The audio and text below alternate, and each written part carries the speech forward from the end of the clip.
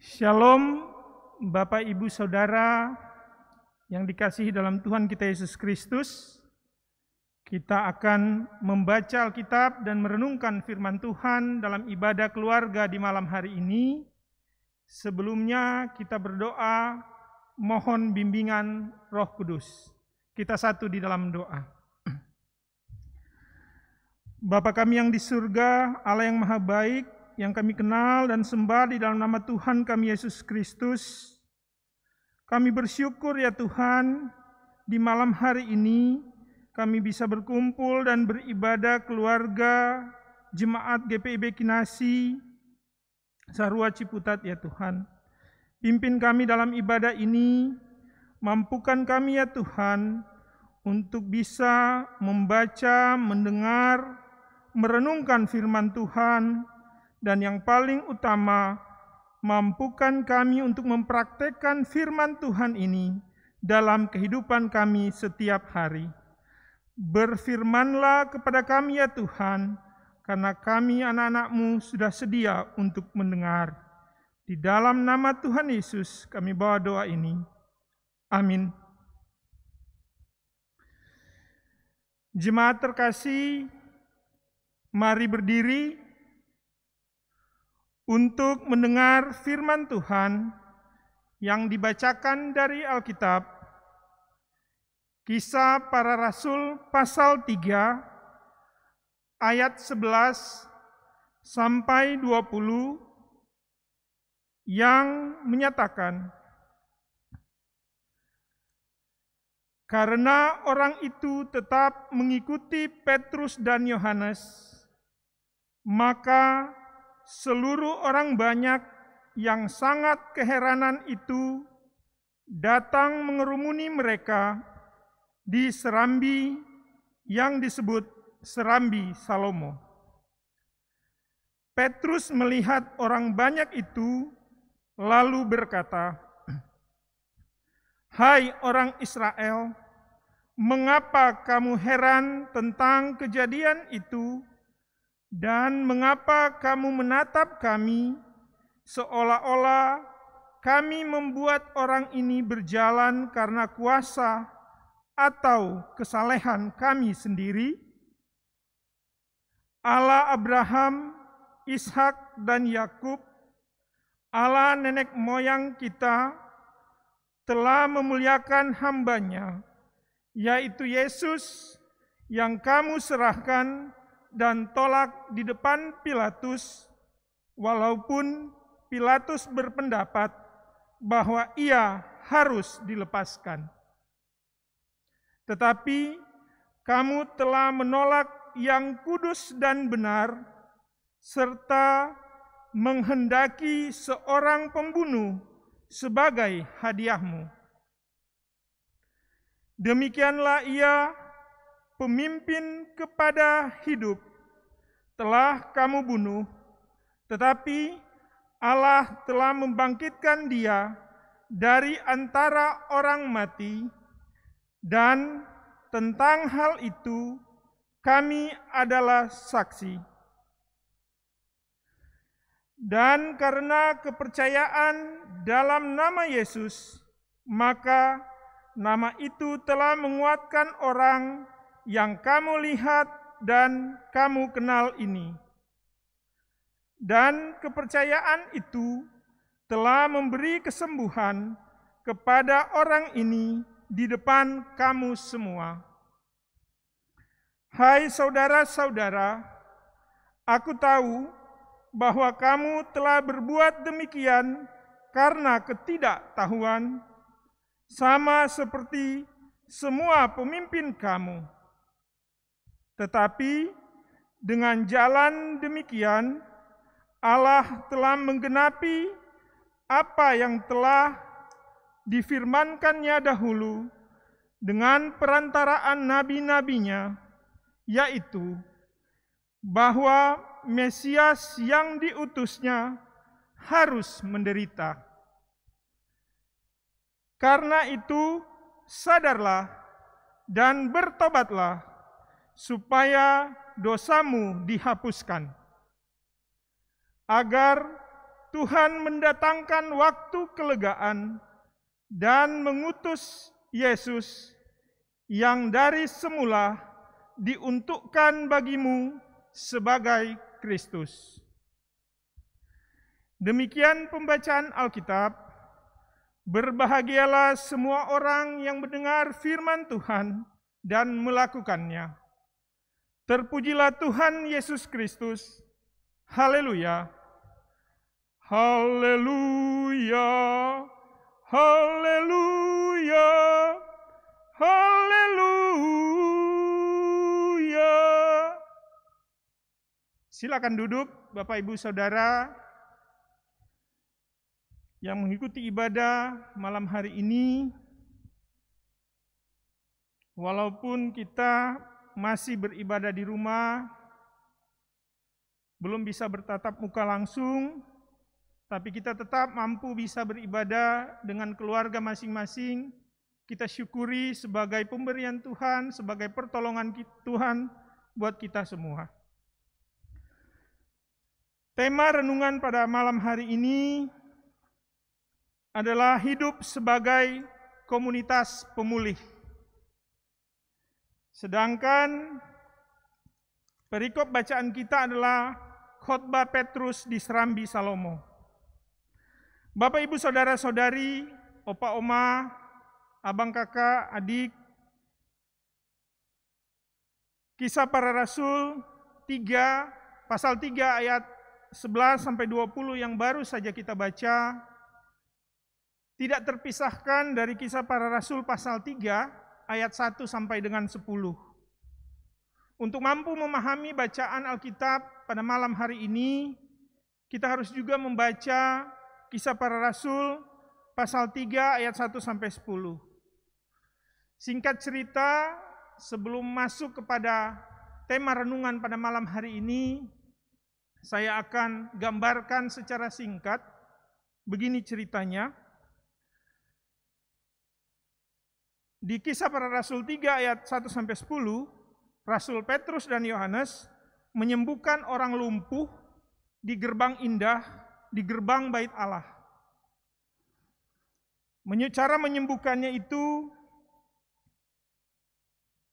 dengan berkata, "Emas dan perak tidak ada padaku, tetapi apa yang kupunyai kuberikan kepadamu." Ada di ayat 6. "Demi nama Yesus Kristus orang Nazaret itu, berjalanlah." Lalu orang lumpuh itu bisa berdiri, kakinya jadi kuat, lalu berjalan. Ya. Orang lumpuh ini berjalan, melompat-lompat, bersuka cita, memuji nama Tuhan, memuji Allah. Orang ini mengikuti mereka terus di dalam Bait Allah, sambil memuji Tuhan dan bersaksi kepada orang-orang di sekitar tentang kesembuhannya. Orang-orang di sekitar heran, kaget, kagum, takjub. Kenapa tiba-tiba orang yang sudah lumpuh begitu lama, tiba-tiba sembuh hanya karena kata-kata dari Rasul Petrus.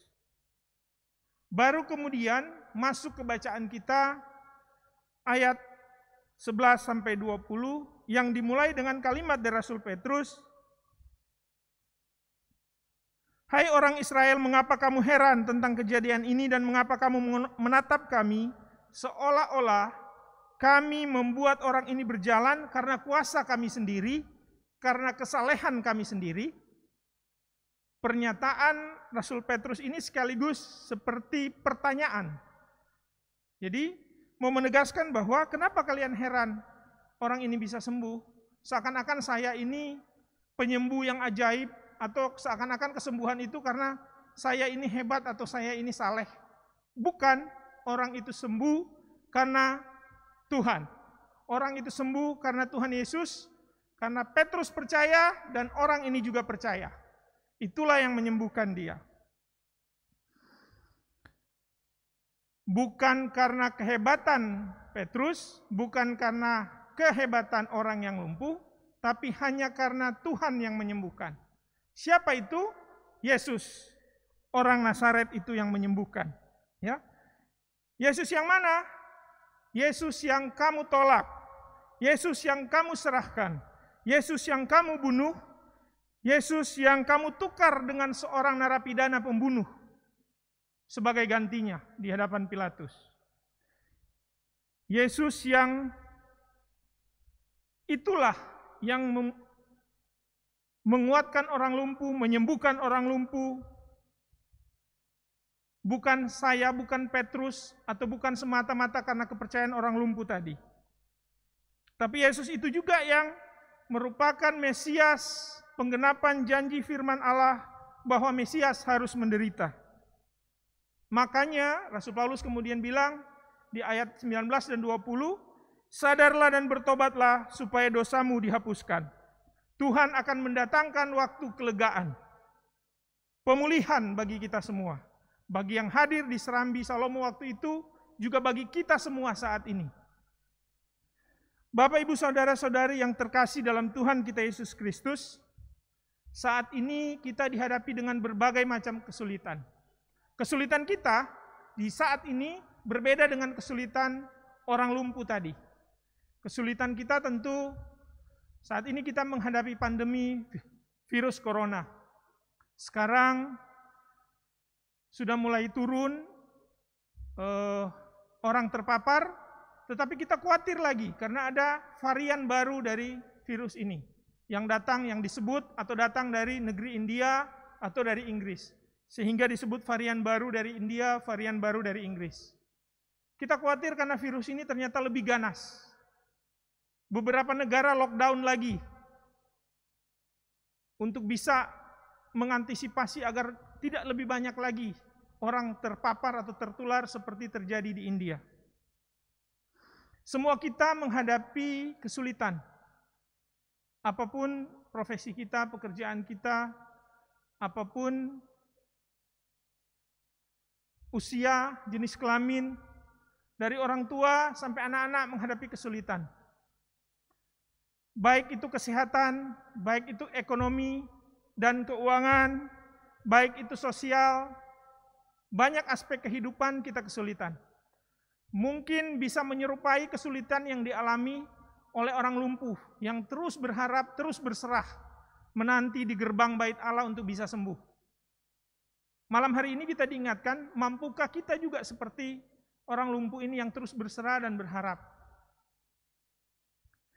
Banyak yang mengalami kesulitan keuangan, ada yang kena PHK, ada yang usahanya susah bahkan bangkrut, makin susah untuk cari uang, ada yang susah untuk sekolah, susah keluar rumah, bahkan kita susah untuk ke gereja. Malam hari ini kita belajar satu teladan dari orang lumpuh. Kalau kita baca dari ayat 1 sampai 10, dia terus berharap, optimis, menunggu di gerbang bait Allah, sampai kemudian Rasul Petrus lewat dan kemudian menyembuhkannya lewat kuasa Tuhan. Bapak, Ibu, Saudara yang Tuhan Yesus kasihi, menjadi perenungan buat kita pada malam hari ini. Ada beberapa teladan dari Rasul Petrus lewat khotbah di Serambi Salomo ini. Teladan yang pertama adalah Petrus menolong dan memulihkan orang sakit, menolong, menyembuhkan orang lumpuh, orang lain yang tadinya tidak dikenalnya. Bagaimana dengan kita dalam kehidupan kita sehari-hari? Mari kita bertanya dan merenungkan bagi diri kita, di diri kita, apakah kita sudah menolong orang? Apakah kita sudah membantu memulihkan orang? Dalam bentuk apapun, menolongnya atau memulihkannya. Tidak harus seperti membuat mujizat orang lumpuh bisa berjalan, tidak. Tapi sebagai pribadi kita punya kemampuan untuk menolong, menguatkan, memulihkan. Dimulai dari keluarga inti, suami, istri, anak orang tua, kakak beradik, opa, oma, dan cucu. Kita berupaya untuk jadi di tengah-tengah kesulitan, kita berupaya untuk memulihkan orang lain, menyemangati orang lain, menolong orang lain semampu kita. Tidak juga ini artinya menolong memberi uang, gitu. Tidak juga artinya menolong itu harus yang besar dan wah dan mahal, tidak. Menolong dan menguatkan ini bisa lewat hal-hal sederhana dan kecil. Ya. Dengan tidak marah-marah di rumah, dengan selalu tersenyum, dengan selalu berserah, dengan selalu membantu orang tua, membantu kakak, membantu papa mama, membantu anak-anak bersekolah, apa saja, merawat opa oma yang sedang sakit atau kelemahan tubuh, itu kita juga sudah berjuang seperti Petrus mencontohkan, meneladani Petrus memulihkan orang yang sakit. Banyak cara yang bisa kita lakukan untuk ikut teladan Petrus dalam bacaan Alkitab malam hari ini. Teladan yang kedua, Petrus melakukan pertolongan semata-mata karena nama Tuhan, di dalam nama Tuhan Yesus Kristus. Kita renungkan di malam ini, kita melakukan pertolongan karena apa? Gitu. Apa benar karena nama Tuhan? Atau kita melakukan pertolongan biar kita dipuji, disanjung, dibanggakan, kita diapresiasi, dihormati? Petrus dan Yohanes melakukannya benar-benar untuk nama Tuhan. Kita diingatkan malam hari ini, kita juga harus melakukannya benar-benar karena Tuhan. Teladan yang ketiga yang dilakukan oleh Petrus adalah sesudah berhasil menyembuhkan orang lumpuh ini, Petrus tidak membanggakan diri, tidak tepuk dada sendiri, saya yang hebat, tidak jadi sombong, tetapi berkata, ini semua karena Allah. Itu ada di ayat 12. Mengapa kamu menatap kami seolah-olah kami membuat orang ini berjalan karena kuasa kami sendiri atau karena kesalehan kami sendiri? Bukan, Allah Abraham, Ishak dan Yakub, Allah nenek moyang kita yang telah memuliakan hambanya yaitu Yesus, Allah itu sendiri yang telah menolong, menyembuhkan orang itu. Jadi pada saat Petrus berhasil menyembuhkan, tidak kemudian ini menjadi kebanggaan sendiri, ya, menjadi dalam tanda petik agak sombong gitu. Ini karena gue, ini karena saya. Kalau nggak ada saya nggak mungkin terjadi. Kalau nggak ada saya nggak akan beres, nggak akan ada yang sembuh, nggak akan ada yang tertolong, diberi makan. Tidak, semua itu karena Tuhan. Nah, kita renungkan Bapak Ibu Saudara, kalaupun saat ini kita diberikan kelimpahan, misalnya kelimpahan materi, makanan, obat-obatan, atau apa saja, kemudian kita mampu menjadi berkat, membagi kepada orang lain, menolong orang lain, itu semata-mata karena Tuhan sudah memberkati kita. Bukan karena itu milik pribadi kita, kemudian kita berikan ke orang, menjadi kebanggaan bagi kita. Tidak, kita melakukannya agar berkenan di mata Tuhan. Itulah teladan yang Petrus teladankan bagi kita malam hari ini untuk tiru. Teladan berikutnya yang patut kita tiru adalah dari khotbah Petrus ini adalah di ayat 16. Petrus bersaksi bahwa dan karena kepercayaan dalam nama Yesus, maka nama itu telah menguatkan orang lumpuh itu, orang yang kamu lihat dan kamu kenal, dan kepercayaan itu telah memberikan kesembuhan kepada orang lumpuh itu di depan semua orang, di depan kamu semua. Jadi, kesembuhan yang terjadi, Petrus saksikan bahwa semata-mata karena kepercayaan. Ada dua kepercayaan yang terjadi. Petrus percaya bahwa saat dia berkata itu, kuasa Tuhan ada di dalam kata-katanya, sehingga orang itu bisa sembuh. Petrus percaya penuh pada Tuhan, bahwa kata-kata dia akan penuh kuasa Tuhan. Itu yang pertama. Kuasa yang kedua yang menjadi kesaksian Petrus adalah, orang yang tadi lumpuh itu juga percaya. Jadi karena keduanya percaya, kesembuhan itu boleh terjadi. Jadi bukan karena keahlian, kepandaian, ya, kesalehannya Petrus atau kesalehannya si orang lumpuh, bukan.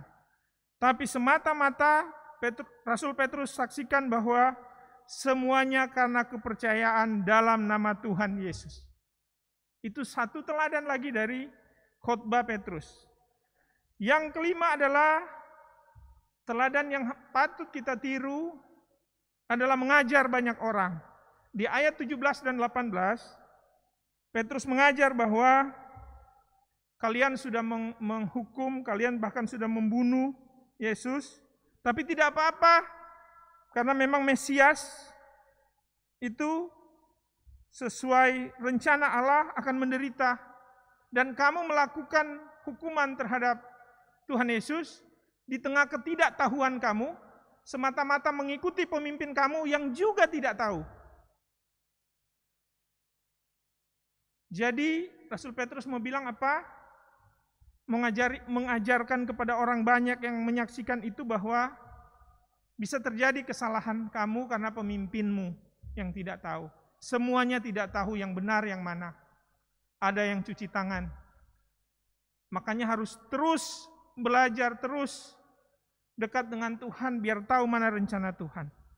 Ini yang patut kita teladani berikutnya. Apakah kita juga mau mengajar, mau bersaksi, talenta yang Tuhan berikan kepada kita pakai untuk ajar anak-anak kita, cucu-cucu kita, adik-adik kita, teman-teman sekerja kita yang misalnya lebih muda, Bapak, Ibu, Opa, Oma, kita harapkan bisa jadi teladan dalam keluarga, dalam rumah tangga, kepada anak-anak dan cucu-cucu, adik-adik, seperti cara Petrus mengajar.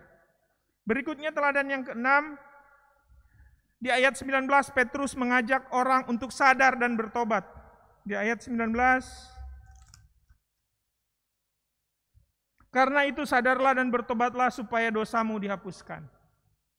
Ini juga kita renungkan malam hari ini, bila kita sudah melakukan kesalahan, apalagi karena ketidaktahuan kita, apalagi karena kita terpaksa mengikuti pemimpin kita yang juga tidak tahu, kita harus segera sadar dan bertobat, maka dosa kita akan dihapuskan. Pertanyaan lagi untuk kita renungkan sama-sama, apakah kita sudah ada di posisi seperti ini? Mengajak orang lain untuk sadar dan bertobat. Mulai dari keluarga kecil kita, suami istri, anak orang tua, kakek nenek, cucu-cucu, kakak adik, kita saling mengingatkan, kita saling mendorong untuk melakukan hal-hal yang baik, kita saling menopang, mendukung agar terjadi perubahan, mengubah hal-hal yang buruk jadi hal-hal yang baik.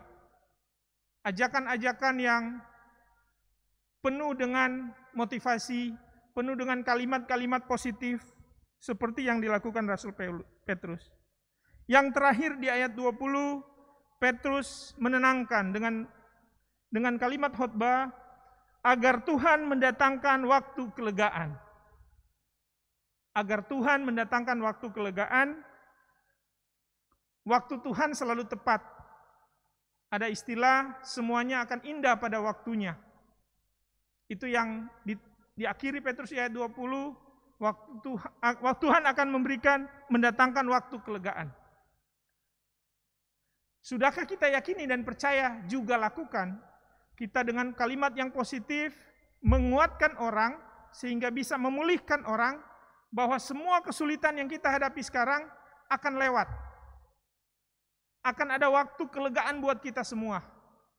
Kita pengaruhi sekeliling kita yang sedang kesulitan dengan kata-kata yang penuh optimisme, ya tentu dengan pertolongan juga, bukan cuma kata-kata saja, dengan aktivitas atau dengan tindakan action menolong, ya, sehingga orang itu bisa lega, penuh dengan kelegaan.